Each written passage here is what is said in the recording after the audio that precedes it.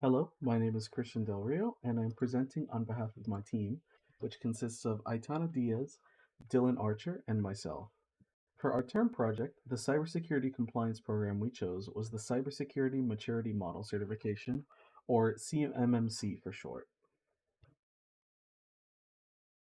As stated by the U.S. Department of Defense, the purpose of CMMC is to enforce a certain level of protection for information handled by both contractors and subcontractors who work with information owned by the Department of Defense. This protection is intended both for sensitive defense information as well as controlled unclassified information.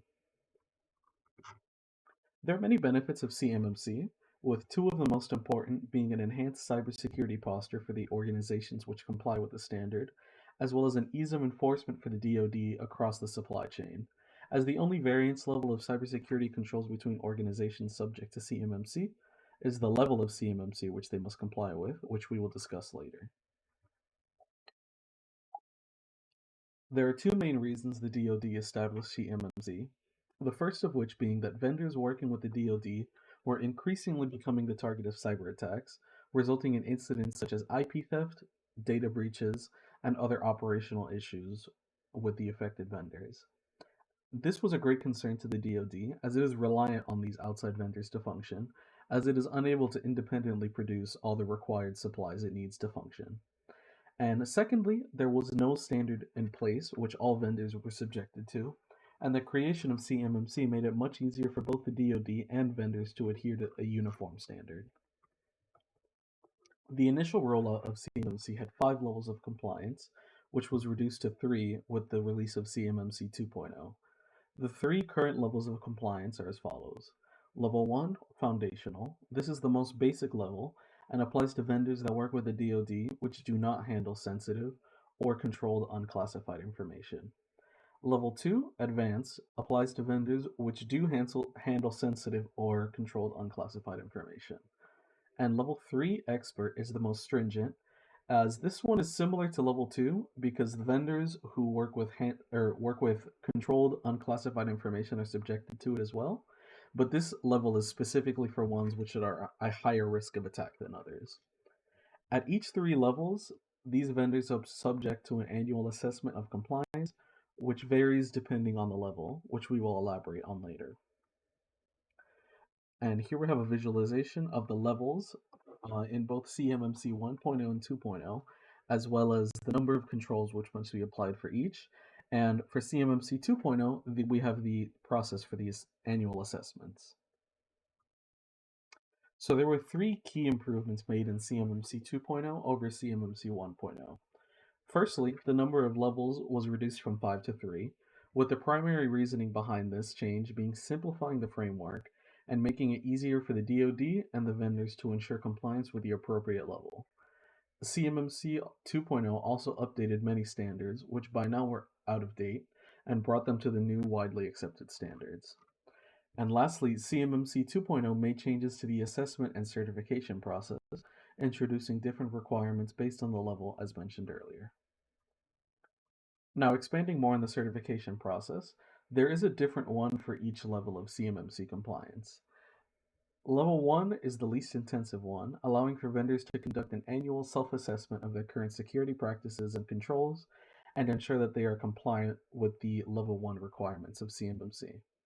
Level 2 is more restrictive, requiring that this assessment be conducted by an independent third party, which is accredited to complete this assessment by the CMMC accreditation body. And lastly, level 3 is the most scrutinized one, with this assessment being conducted by DoD employees themselves. And that concludes our presentation on CMMC 2.0. Here are references which we use to obtain this information. Moving to our implementation of CMMC, we created a website which strives to achieve compliance with CMMC Level 2.0. As previously mentioned, Level 2 is intended for companies which handle sensitive and controlled unclassified information. The company we created is called Valor, which is a construction company which works on infrastructure projects for the DoD, and that's why they must comply with Level 2.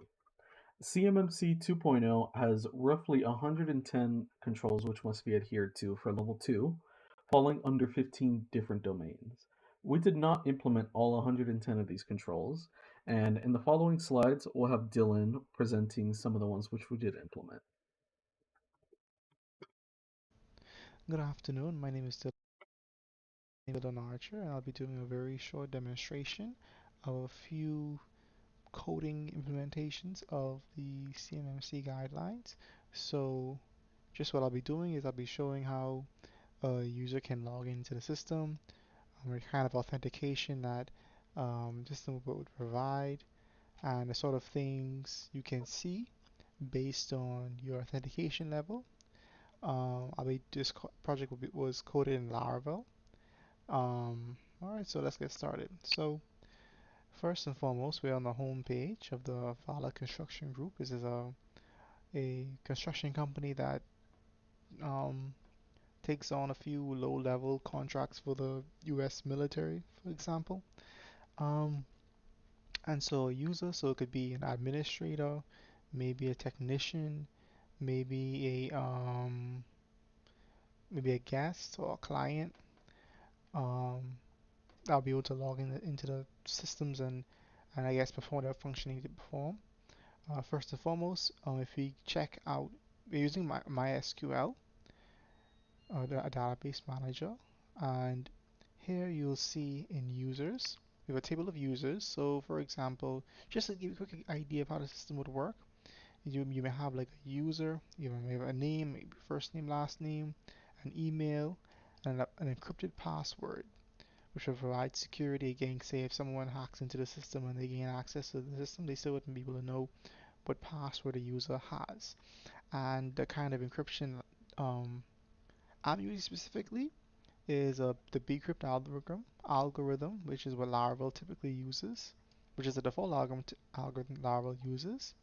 And yeah, so for instance, you can see here that someone, a user that's being created, uses a Boolean value that determines if they're an administrator or not.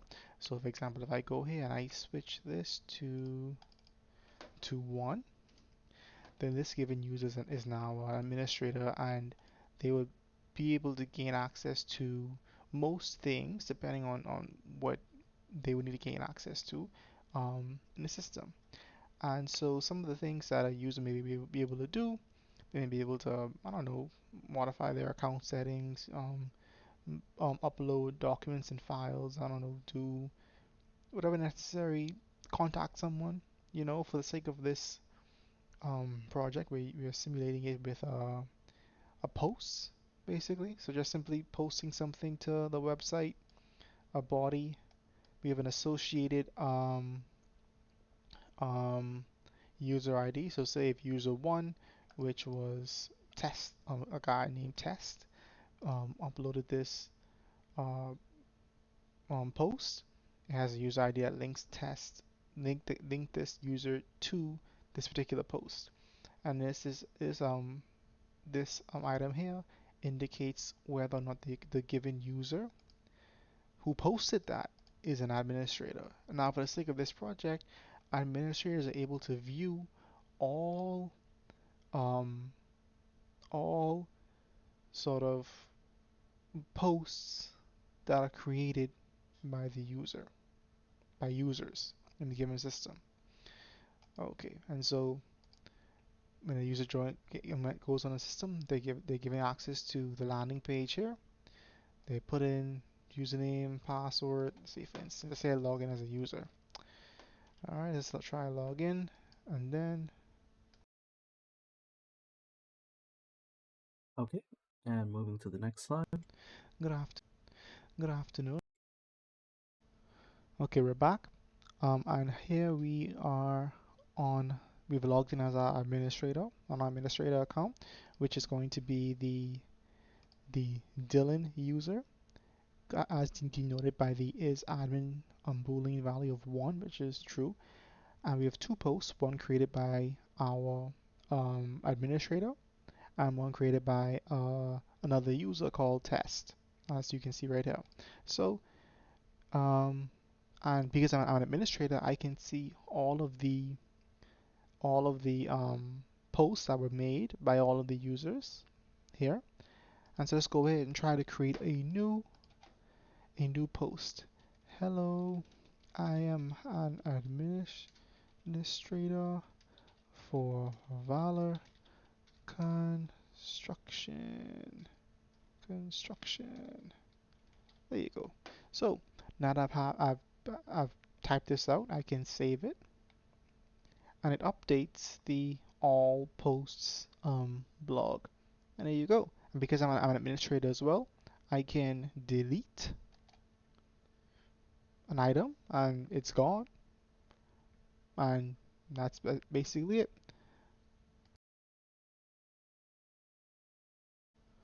Okay, we're back. And here we. Okay, so now we'll do a little walkthrough of the code itself. So first we're starting here, which is going to be our home page. You'll find this is where we're starting from essentially. So let's say I want to log in as a user, right? So I will go down to the login method, right? Type in my email, which is going to be the Dillon, which that we see in the database, and the password, which is encrypted, of course. Press the login. Then that takes us to the web.php, and it goes into our route, one of our routes called login, which then takes us to the user controller, which then comes in. We validate the incoming fields. You don't want any sort of malicious strings or anything funny, you know, in that code. But this more so just checks to make sure that the login email and password are validated, are like are a part of the JSON package, right? So it checks it, make sure it's filled. Then it goes in. Oh, this is actually some deep. I actually can remove this. This is some debug code. But after removing this, um, yes. So okay, delete that. Okay, that's just debug code. Okay, but yes. So once we pass our values into incoming fields, our request that the contents of request gets validated.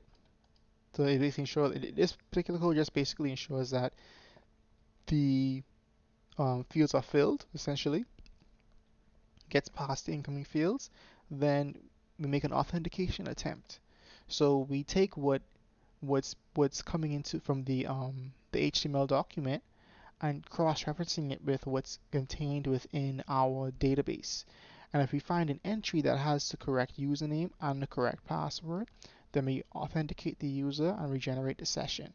Otherwise, we just redirect them back to our actually homepage or dashboard in this case.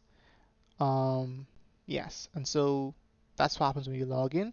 If we want to register a new user, also a user will go to our homepage or go to register, type in their name, email and password, hit enter or register. It goes to our web .php, goes to the register route, which is a post operation, right? When we go into our user controller, and then from here, incoming fields. To validate those incoming fields, it needs to be so our name, email, and password are required fields. We need those. Minimum of 3 characters, maximum of 20 for name. In this case, we'll just be our first name. And the rule is that the name and the email has to be unique. Then the email has to be in the format of an email, and it's also required, and a password is required as well. Minimum characters of 5, max of 200. And these are just arbitrary values. They don't really matter. Just for the sake of the validation of these fields. And then the password, we take that and we encrypt it using the bcrypt algorithm that Laravel has built in. Then we take that password, bcrypt it, store it into our field.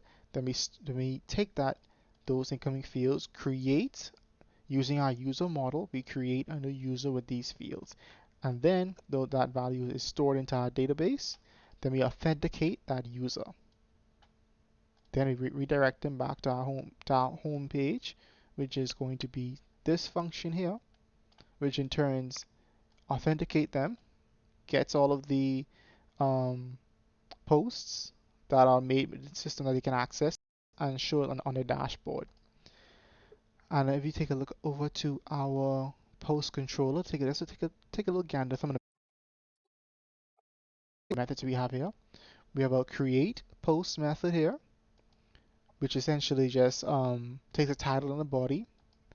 Then for the incoming fields for the title. Now when we want to put this into our database, we want to make sure there's no strange or hidden tags incorporated into the field that someone may want to enter some malicious code. So we strip all the tags from the title and from the body. Then we authenticate we the user that's currently authenticated, we retrieve their ID, store it into the user ID table, and if the user is a admin or not, we store that value into the is admin column. So if the user is an admin, we store 1 into that column, which is true. If they're not, we store 0. That's how we know if the user. That's how we know. Well, it gives us an extra way of configuring the results of our table by saying, okay, we only want to see or say a certain user can only see posts that are made by non-admins, or say, yeah, in that way. So I'll say we only want admins to be able to see posts made by admins. If you want like some sort of privacy system going on, then once that's all done, we take those incoming fields. We use our post model and create a new instance of our post model and store those incoming fields into that post model and store it in a database, and we redirect back to our dashboard. Then these are just some edit screens that we could have done. We basically same thing. You take the post, edit it, and you just store it back into the database. Same thing for update. Um, and yeah, and then the delete function, very simple. First, if you want to delete, if you want to be able to delete a post, it needs to belong to that particular user. Or in this case, an admin. And then once that's verified, they can delete and they're good to go. But that's a basic quick run through of our code, for the quick of a project. To implement some of the CMMC sort of like regulations. And so if we take a look at, let's see here, where is it? Some security and privacy controls. Just going over a few of them. I think it would have been we implemented some of these, such as account management, define types of documents can allowed, which is our post, and the admin versus non-admin difference. Assign account manager, same thing. But yeah, a little quick introduction of what we've done in an attempt to make something substantial based on the things we've learned this semester.